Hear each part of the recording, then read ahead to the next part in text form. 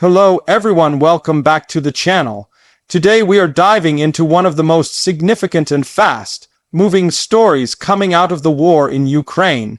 Over the last few weeks, Ukraine has launched a series of daring strikes against Russia's energy infrastructure, hitting around 60 facilities in a surprisingly short period of time.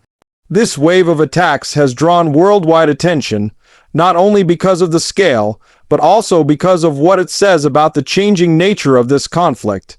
In this video, we're going to unpack how these strikes happened, why they matter, and what they could mean for the months ahead.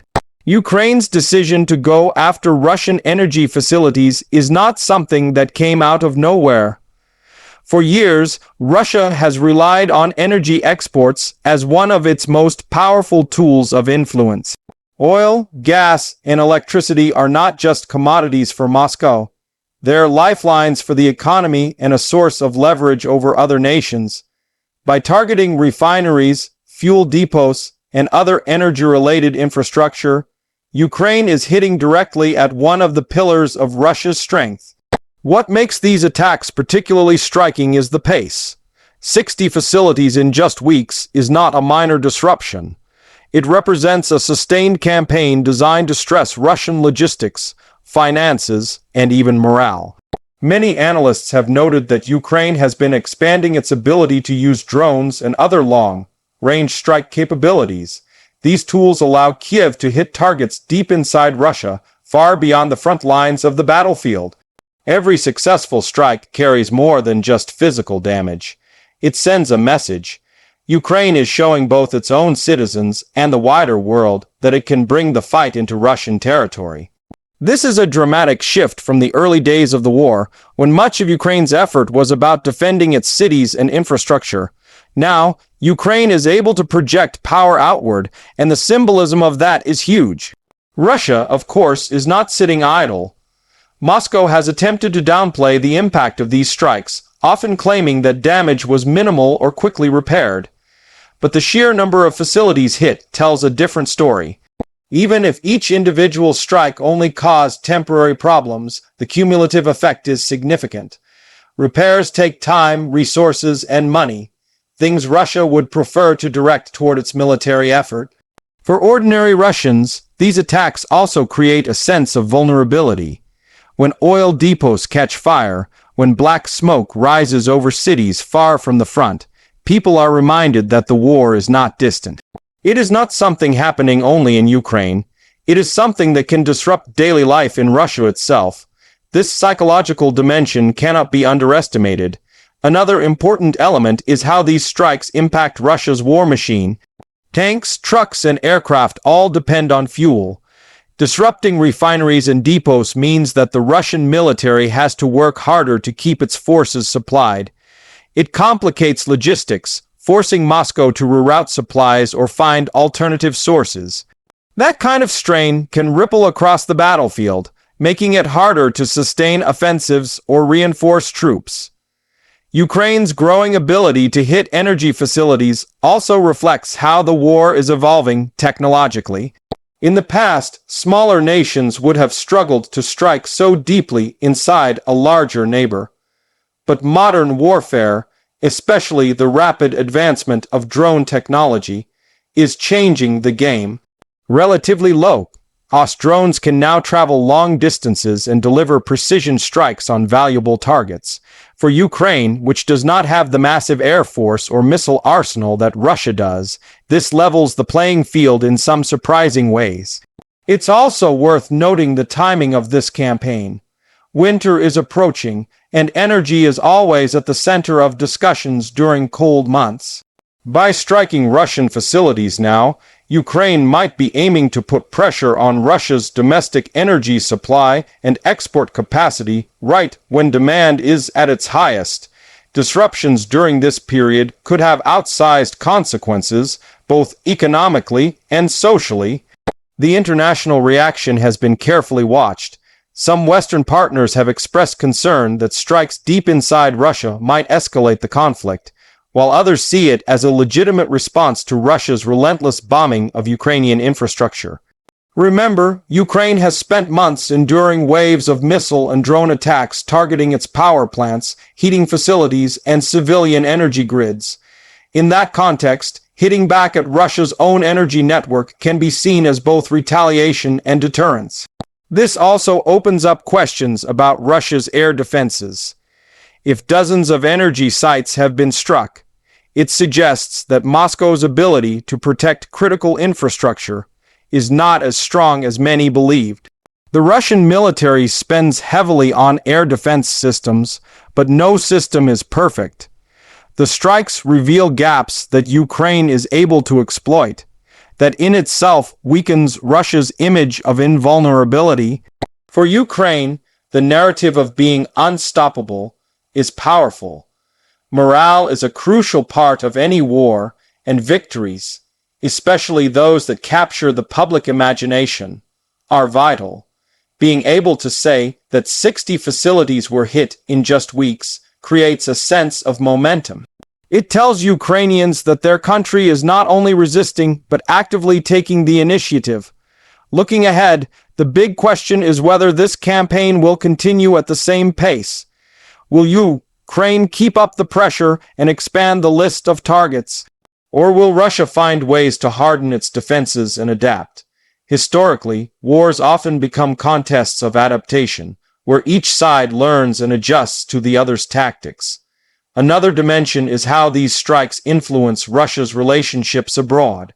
Energy exports are one of Russia's main sources of revenue and a tool of diplomacy. If Ukraine's attacks create significant disruptions, buyers and partners may grow uneasy. Even the perception of instability in Russia's energy sector can cause ripple effects in global markets. Prices shift, contracts come under question, and uncertainty spreads. For Ukraine, this kind of indirect pressure is valuable. It broadens the battlefield beyond guns and trenches, leveraging economics and psychology. In a war where Ukraine faces a much larger opponent, expanding the conflict into these other domains can create advantages that go beyond raw military strength. The story of these 60 strikes is also about resilience and ingenuity. Ukraine has had to innovate rapidly since the war began, finding ways to strike back despite limitations, developing drones, repurposing technology, and coordinating operations on this scale demonstrates a high level of skill. It shows that Ukraine is not only defending itself, but also actively shaping the course of the war. At the same time, these developments raise hard questions. How far can Ukraine push before escalation risks rise too high? Will Russia retaliate more aggressively, perhaps by intensifying its own strikes against Ukrainian infrastructure?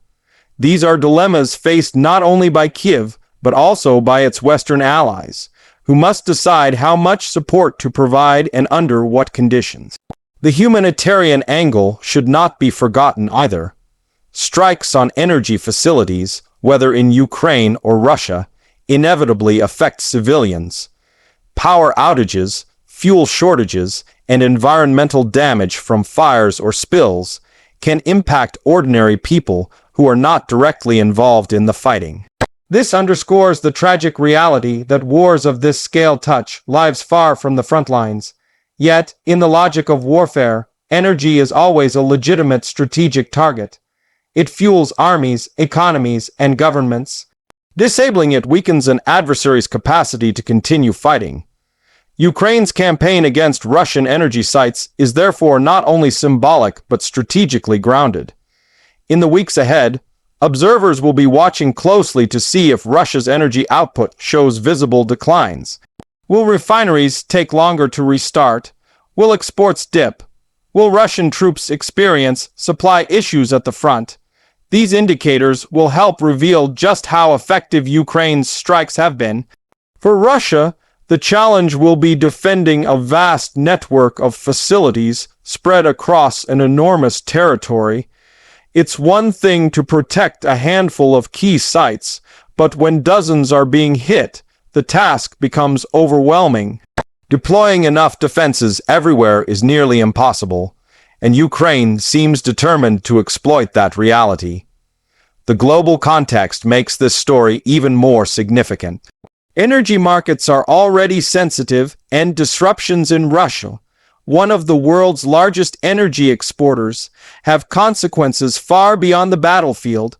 Countries dependent on oil and gas watch nervously, while others may welcome anything that weakens Russia's economic power. For Ukrainians, the sense of agency is crucial. After so much suffering, having the ability to strike back and achieve tangible results provides a much-needed morale boost. It proves that Ukraine is not just surviving, but actively challenging one of the world's largest militaries. As we reflect on these developments, it's clear that the war is entering yet another phase. The strikes on 60 Russian energy facilities highlight how modern conflicts are about more than just land battles. They involve technology, economics, psychology, and the ability to disrupt an opponent's lifelines. Ukraine's campaign demonstrates a sophisticated understanding of this reality. The question now is sustainability. Can Ukraine maintain this tempo of attacks, especially as Russia adapts? Or will these 60 strikes be remembered as a remarkable burst of activity before a new equilibrium sets in? Time will tell, but for now, the momentum seems firmly on Ukraine's side. What we are witnessing is the intersection of courage, innovation, and strategy. Ukraine is proving that even against a larger adversary, careful targeting and persistence can yield results that reverberate far beyond the battlefield. 60 strikes in just weeks is not just a number. It's a signal to Russia, to Ukrainians, and to the world that this fight is far from over and that Ukraine intends to keep pushing forward. Thank you for watching and staying with me through this deep dive. If you found this breakdown useful, make sure to stay tuned because we'll continue tracking how this story develops and what it means for the bigger picture of the war. Ukraine's energy strikes are already reshaping the dynamics of the conflict, and the next weeks will reveal just how unstoppable this momentum really is.